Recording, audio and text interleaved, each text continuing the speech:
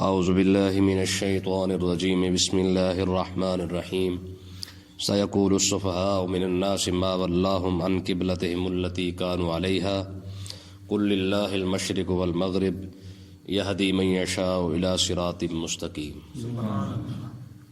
آج اللہ کے فضل و کرم سے ہم دوسرا پارہ شروع کر رہے ہیں۔ اس پارے کے پہلے رکوع میں تحویل قبلہ کے متعلق جو ہے وہ چند آیات آئی ہیں، یعنی قبلہ کعبہ شریف کو جب قبلہ بنایا گیا تو اس کے متعلق یہ چند باتیں، چند آیات آئی ہے۔ اس کے اندر یہ وجوہات بیان کی گئی ہیں کہ ہم نے کعبے کو قبلہ کیوں بنایا، بیت المقدس سے منہ کیوں پھیرا گیا، اس کی وجوہات کیا ہے۔ اور یہ جو پہلی آیت ہے سیقول السفہاء کی، یہ آیت کعبہ شریف کے قبلہ بننے سے پہلے کی آیت ہے۔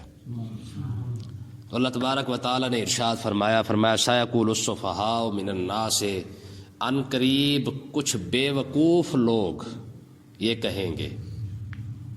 ان قریب سفہاء کہتے ہیں بے وقوفوں کو، عقل سے پیدلوں کو، ٹھیک ہے۔ میں بے وقوف لوگ ان قریب یہ کہیں گے ما ولاہم، ان کو کس نے پھیر دیا، ان قبلہ یعنی اس قبلہ سے، ہم التی کانوا علیہا، اس قبلہ سے جس پر یہ پہلے تھے، ٹھیک ہے۔ مطلب کیا ہے کہ آقا علیہ الصلوۃ والسلام جب مدینہ طیبہ کے اندر تشریف لے کے گئے تو 17 مہینے تک آقا علیہ الصلوۃ والسلام بیت المقدس کی طرف منہ کر کے نماز پڑھتے رہے۔ بیت المقدس کے بعد 17 مہینے کے بعد ظہر کی نماز کے اندر آقا علیہ الصلوۃ والسلام نے پھر اپنا چہرہ جو ہے وہ کعبہ شریف کی طرف پھیر لیا۔ 2 رکعتیں آپ نے ظہر کی نماز کی ادھر پڑھی اپنا بیت المقدس کی طرف، اور 2 رکعتیں پڑھی کعبہ شریف کی طرف۔ تو اب ہوا کیا، یہودی عیسائیوں نے اور مشرکین سارے کے سارے اس بات پر ٹوٹ پڑے۔ یہودی پہلے اس بات پر خوش تھے کہ چلو اور کچھ نہ صحیح، کم سے کم قبلہ تو ہمارا ہی ہے نا، بیت المقدس، کم سے کم وہ تو ہمارے قبلے کی طرف ہی منہ کر کے نماز پڑھتے ہیں۔ مشرکین کو جب آقا علیہ الصلوۃ والسلام نے مشرکین کی طرف، وہ کعبہ کی طرف منہ کیا تو مشرکین کے دل میں بھی یہ خیال آ گیا کہ اگر انہوں نے ہماری طرف، ہمارے کعبے کی طرف منہ کر لیا ہے تو ہو سکتا ہے ان قریب ہی ہمارے دین میں بھی آ جائے، ٹھیک ہے۔ کیونکہ یہودی ظاہر پہلے ان کا قبلہ جو وطن تھا وہ بیت المقدس تھا، وہاں سے اٹھ کے یہ یہاں مدینہ کے اندر آئے تھے۔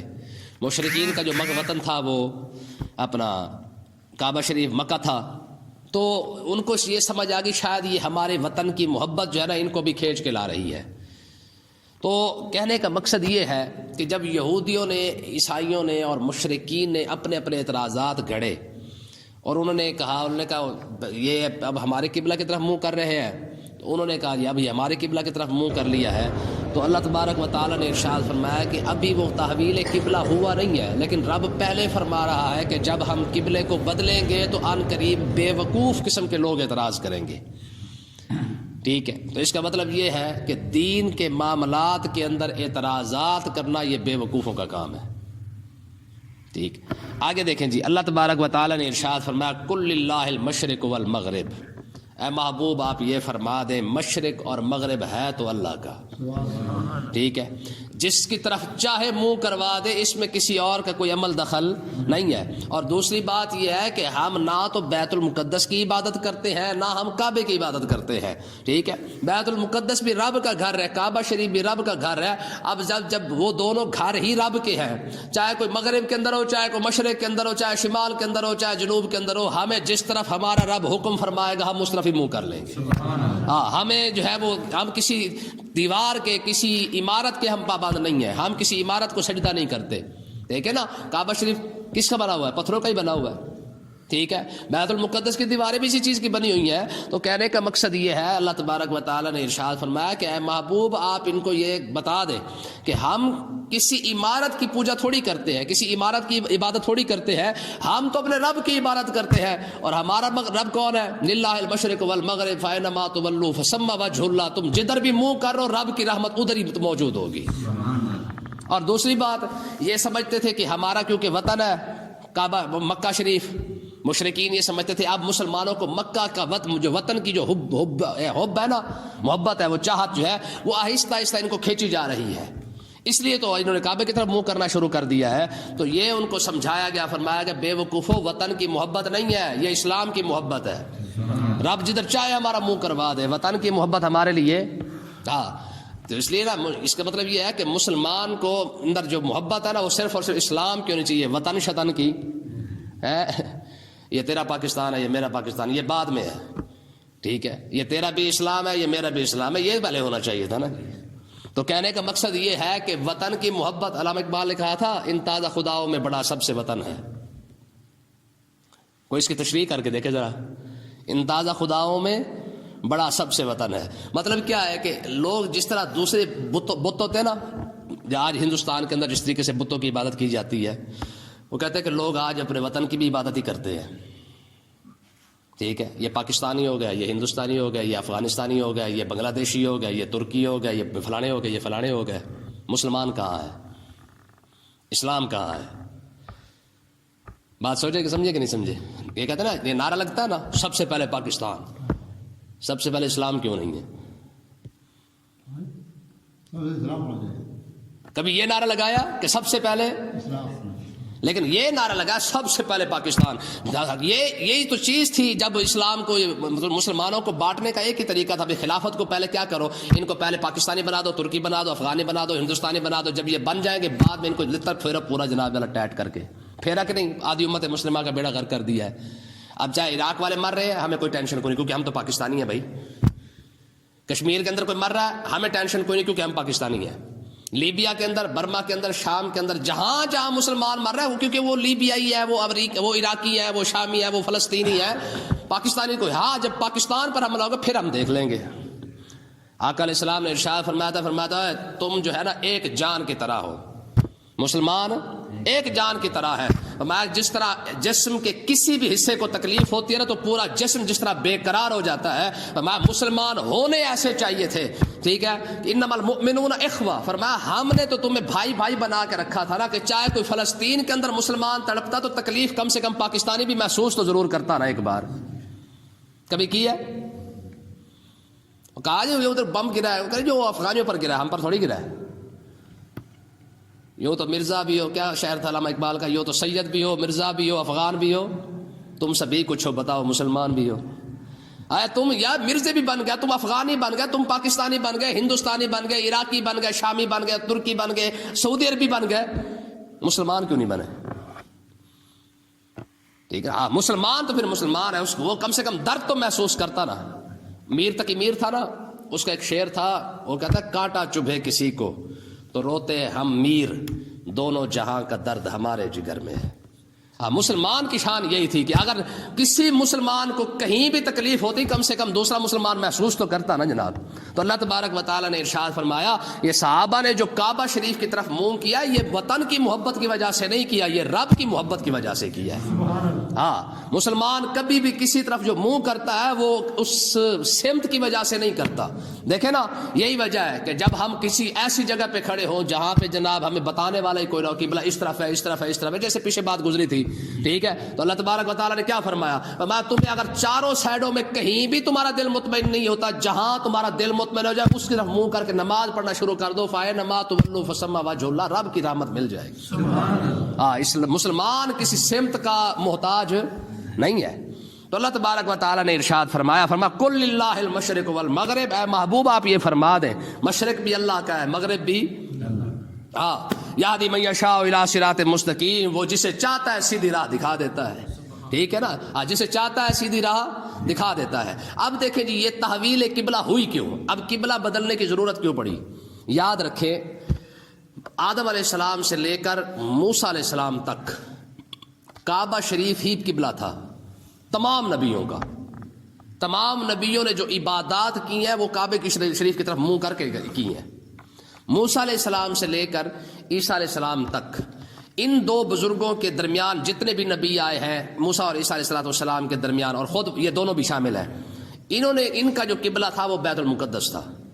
باقی تمام انبیاء کرام علیہ السلام کا جو قبلہ تھا وہ کعبہ شریف تھا، ٹھیک ہے. اور آقا علیہ الصلوۃ والسلام کی شان جو پچھلی کتابوں کے اندر بیان کی گئی، ان شانوں میں سے ایک شان یہ تھی کہ وہ نبی ذوالقبلتین ہوگا. کیا ہوگا؟ ذوالقبلتین. مطلب کیا ہے کہ دو قبلوں کی طرف منہ کر کے نماز پڑھنے والا، دو قبلوں کی طرف منہ کر کے عبادت کرنے والا. تو مقصد کہنے کا یہ ہے کہ جب یہودیوں نے تورات کے اندر یہ پڑھا تو حق بنتا تھا اعتراض نہ کرتے، بلکہ آقا علیہ السلام کی تو وہ نشانی پوری ہو گئی تھی. جب آقا علیہ السلام نے بیت المقدس سے کعبہ کی طرف منہ کیا تو نشانی تو وہ پوری ہوگی، دو قبلوں کی طرف منہ کرنے والا. ٹھیک ہے. تو اب انہوں نے اعتراض کرنا شروع کر دیا، لے جی یہ کیسے ہو گیا، پہلے ادھر منہ کیا ہوا تھا اب ادھر منہ کر لیا ہے. اب دیکھیں تحویل قبلہ کیوں ہوئی ہے. پہلے اللہ تبارک و تعالی نے اس امت کی شان بیان فرمائی ہے. دیکھیں جی، وَكَذَلِكَ جَعَلْنَاكُمْ أُمَّةً وَسَطًا، ہم نے تمہیں افضل ترین امت بنایا ہے. ہم نے تمہیں افضل ترین امت بنایا ہے. کیوں بنایا؟ لِتَكُونُوا شُهَدَاءَ عَلَى النَّاسِ، فرمایا کہ تاکہ تم لوگوں پر گواہی دو، قیامت کے دن تم لوگوں پر گواہی دو. اور وَيَكُونَ الرَّسُولُ عَلَيْكُمْ شَهِيدًا، اور میرا رسول جو ہے وہ تم پر گواہ ہو جائے. ٹھیک ہے. پوری صحیح ترین یہ حدیث پاک موجود ہے، صحیح ترین حدیث ہے. اس کے راویوں کے اندر، اس کی روایت کے اندر، اس کی کسی بھی لحاظ سے اس کے اندر کوئی کمی بیشی نہیں ہے، بالکل صحیح ترین حدیث ہے. آقا علیہ السلام نے ارشاد فرمایا قیامت کے دن جب انبیاء آئیں گے اور ان کی امتیں آئیں گی تو اللہ تبارک و تعالیٰ ان امتوں سے پوچھے گا، ہاں بھائی کلمہ کیوں نہ پڑھا تھا؟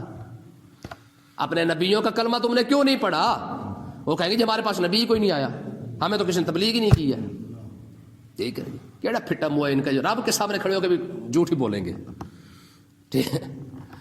تو اللہ تبارک و تعالیٰ فرمائے گا یار رب جانتا نہیں، لیکن اس کے باوجود رب فرمائے گا ہاں واقعی نہیں آیا. انہوں نے کہا جی واقعی نہیں آیا، پکی بات ہے. اللہ تبارک و تعالیٰ فرمائے گا بھائی ہاں بھائی آخری امت کو بلایا جائے گا، یعنی ہم میں سے جو نیک لوگ ہوں گے جنہوں نے دین کا کام کیا ہوگا، سارے نہیں منہ چک کے چلے جائیں گے. ہاں جی، جو دین کو کام جنہوں نے کیا ہوگا نا ان کو رب بلائے گا امت مصطفیٰ میں سے. ٹھیک ہے. رب فرمائے گا ہاں بھائی یہ کہتے ہیں کہ جناب ہمارے پاس تو نبی کوئی نہیں آیا، ہم کلمہ کیسے پڑھتے؟ تو یہ امت مصطفیٰ کے جو علماء، جو بڑے بڑے لوگ ہیں دین کا کام کرنے والے، وہ عرض کریں گے پروردگار یہ جھوٹے ہیں، تیرے نبیوں نے تیرا پیغام پہنچا دیا ہے. وہ عرض کریں گے پروردگار یہ تو بعد میں آئے ہیں، ان کی تو گواہی جو ہے وہ قابل قبول ہی کوئی نہیں ہے، اور گواہ کے لیے تو شرط ہے موقع پر موجود ہو. ٹھیک ہے. ان کی گواہی تو قابل قبول ہی نہیں، یہ تو بعد میں آیا ہے. تو اللہ تبارک و تعالیٰ فرمائے گا ہاں بھائی تم تو بعد میں آئے ہو. یہ ہو کیا رہا ہے ویسے میدان معاشر میں یہ کیا ہو رہا ہے؟ یہ صرف اس امت کی شان دکھانی ہے، صرف اس امت کی شان دکھانے کے لیے سب کچھ ہو رہا ہے. ٹھیک ہے. اللہ تبارک و تعالیٰ فرمائے گا تم تو واقعی پیچھے آئے تھے، بعد میں سب سے بلکہ آخر میں آئے تھے.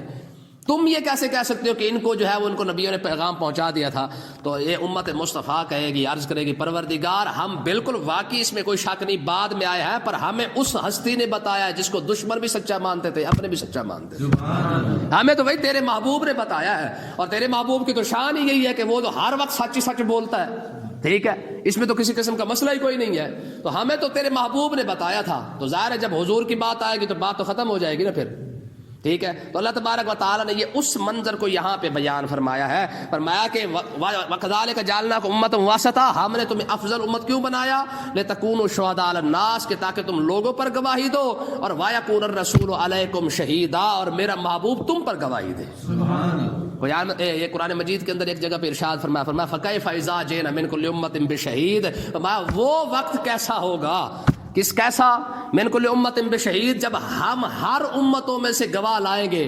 وجینا بکالا ہاؤلاء شہیدا، اور محبوب آپ کو پوری بزم محشر پر گواہ لائیں گے. آپ کی وہ شان کیسی ہوگی، وہ مقام کیسا ہوگا. ٹھیک ہے. آگے دیکھیں جی یہ تحویل قبلہ کیوں ہوا. وما جعلنا القبلۃ التی کنت علیہا، فرمایا کہ ہم نے جو قبلہ جس پر تم پہلے موجود تھے ہم نے اس کو کیوں بدلا ہے؟ الا لنعلم من یتبع الرسول، کہ ہم یہ دیکھیں تو صحیح من یتبع الرسول، محبوب علیہ السلام کی، رسول پاک کی اتباع کون کرتا ہے، ممن ینقلب علی عقبیہ، اور محبوب علیہ الصلوۃ والسلام سے پیٹھ کون پھیرتا ہے، متبع کون ہے اور منقلب کون ہے، ہم صرف یہ دیکھیں گے. اس کا مطلب یہ ہے کہ تحویل قبلہ جو ہوئی تھی وہ صرف ایمان والوں کا امتحان تھا. کیا تھا؟ رب تو جانتا ہے کہ کعبہ شریف بننا ہی بننا ہے، اسی کو قبلہ تو بننا ہی بننا ہے، لیکن پہلے 17 مہینے ادھر منہ کروا لیا، پھر 17 مہینوں کے بعد جو ادھر منہ کروا لیا. اور مقصد کوئی نہیں تھا، یہ ایمان چیک کرنا تھا. سارے کچے کھڑے ہوئے کہ ایمان کے پکے بھی موجود ہیں. پھر ہوا ایسی ہوا ہے جو پھر ایمان صاحب ایمان تھے، جب آقا علیہ الصلوۃ والسلام نے 2 رکعتیں پڑھی، پڑھنے کے بعد جب محبوب علیہ الصلوۃ والسلام نے ادھر منہ کیا تو جتنے پیچھے نمازی کھڑے ہوئے تھے صاحب ایمان ساروں کے ساروں نے منہ ادھر پھر کر دیا۔ کیوں جی؟ یہی وجہ ہے کہ جب ایک بندے نے آقا علیہ السلام کے ساتھ نماز پڑھی تھی، وہ جب وہاں سے نکل کے نماز پڑھنے کے بعد جب آگے گئے، جب عصر کا ٹائم آیا تو دوسری مسجد کے قریب سے گزرے تو وہاں پہ کوئی اور بندے نماز جو ہے وہ بیت المقدس کی طرف منہ کر کے نماز پڑھ رہے تھے۔ انہوں نے کہا خدا کی عزت کی قسم بھائی میں رسول اللہ کے ساتھ نماز پڑھ کے آ رہا ہوں، آقا علیہ الصلوۃ والسلام نے اپنا منہ جو ہے وہ کعبے کی طرف کر لیا ہے۔ اتنی بات سننے کی دیر تھی، ساروں کے سارے نماز کے اندر کھڑے ہوئے تھے یار، انہوں نے بھی منہ کعبے کی طرف کر لیا۔ سبحان اللہ، کیسے ایمان کے پکے تھے یار وہ لوگ۔ کیوں آج اتنا ایمان پکا ہے کسی کا؟ آج ان کو کہ یار لوگوں کو قرآن دکھا دکھا کے ہم کہتے ہیں میاں یہ قرآن میں لکھا ہوا، لوگ پھر بھی نہیں مانتے سوال ہی پیدا نہیں ہوتا۔ تو اللہ تبارک و تعالیٰ نے ارشاد فرمایا وَإِن كَانَتْ لَكَبِيرَةً، یہ بہت بڑی آزمائش تھی۔ یہ کیا تھا؟ یہ بہت بڑی آزمائش ہے۔ إِلَّا عَلَى الَّذِينَ هَدَى اللَّهُ، فرمایا کہ ہاں یہ ان لوگوں پر جو ہے وہ تھوڑی سی شفقت ہوئی ہے جن کو رب نے ہدایت عطا فرما دی تھی۔ ہاں جن کو رب نے ہدایت عطا فرمائی صرف وہی لوگ اس پہ بچ سکے ہیں، باقی اس میں کوئی بچ نہیں سکا ہے۔ مقصد کیا ہے کہ یہ آزمائش کوئی تھوڑی آزمائش تو نہیں تھی نا، اور کچھ جنہوں نے نیا نیا کلمہ پڑھا تھا وہ تو پھر بھی گئے تھے، اسلام چھوڑ دیا تھا انہوں نے۔ لیکن پیچھے اگر کھڑے ہونے والے صدیق اکبر جیسے ہوں، عمر جیسے ہوں، عثمان غنی جیسے ہوں، مولا علی جیسے ہوں، تو پھر ظاہر ہے محبوب علیہ الصلوۃ والسلام جدھر مرضی منہ کر لے۔ ایمان تو پھر اس کو کہتے ہیں نا جی۔ صدیق اکبر کو تو ابو جہل نے آ کے کہا تھا کہ تیرا محبوب کہتا جی میں رات آسمانوں پہ گیا، پھر میں عرش پر گیا، پھر میں رب کو دیکھا، پھر راتوں رات واپس بھی آ گیا۔ فرمایا پھر تجھے کیا مسئلہ ہے؟ کہا اتنی بڑی بات کون مانتا ہے؟ آدھی رات کے اندر 1 منٹ کے اندر جا بندہ عرش الہی سے پار بھی گزر جائے، رب کو دیکھے، واپس آ جائے، بیت المقدس بھی جائے، ساری سیر کر کے واپس آ جائے۔ صدیق اکبر نے فرمایا بے وقوف کوئی اور کہتا تو کبھی نہ مانتا، اگر محبوب نے فرمایا تو پھر ایسے ہی ہوگا جیسے فرما دیا ہے۔ ایمان تو اس کو کہتے ہیں نا جی۔ تو میں اگر وہ اس سے آگے کی بات کرتے میں پھر بھی مان جاتا۔ تو اللہ تبارک و تعالیٰ نے ارشاد فرمایا وما کان اللہ لیضیع ایمانکم، اللہ تعالیٰ کی یہ شان نہیں ہے کہ وہ تمہارے ایمان کو ضائع کر دے۔ ایمان سے مراد یہ ہے کہ یہودیوں نے ایک اور چال چلی، انہوں نے کہا جی اچھا اب تم نے تو منہ کعبے کی طرف کر لیا ہے، تو جنہوں نے بیت المقدس کی طرف منہ کر کے نمازیں پڑھی تھی اب ان کی نمازوں کا کیا ہوگا؟ وہ ضائع ہو گئی ہیں یا یہ ضائع ہو جائیں گی؟ اب بتاؤ نا، قبلہ تو تم نے پھیر لیا اپنا، ٹھیک ہے، اب جس 17 مہینے جو تم نے ادھر منہ کر کے نمازیں پڑھی ہیں ان کا کیا بنے گا؟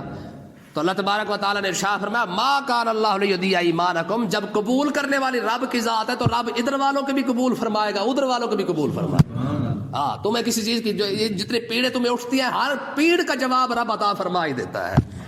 یہود کو جتنی پیڑ اٹھتی ہے ہر پیڑ کا کوئی نہ کوئی جواب موجود ہوتا ہے۔ ہمارا قبول کرنے والی جب رب کی ذات ہے، چاہے جنہوں نے ادھر منہ کر کے نماز پڑھی ہے وہ بھی قبول ہے، اور جنہوں نے ادھر منہ کر کے نماز پڑھی ہے وہ بھی قبول ہے۔ ان اللہ بالناس لرؤوف الرحیم، بے شک اللہ تعالیٰ اپنے بندوں پر مہربان بھی ہے، رحم فرمانے والا بھی ہے۔ جنہوں نے ادھر منہ کر کے نماز پڑھی رب انہیں بھی قبول فرما کے اجر عطا فرمائے گا، جنہوں نے ادھر منہ کر کے نمازیں پڑھی رب انہیں بھی قبول فرما کے اجر عطا فرما دے گا۔ اللہ تعالیٰ سمجھنے کی توفیق عطا فرمائے۔